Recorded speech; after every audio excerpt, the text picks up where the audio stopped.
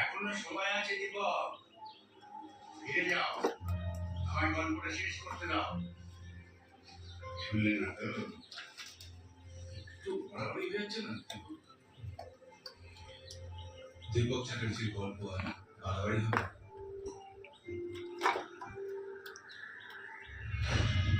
দীপক চ্যাটার্জি, আমি তোমার চিরদিনের বন্ধু ও শত্রু। আমি এসে গেছি।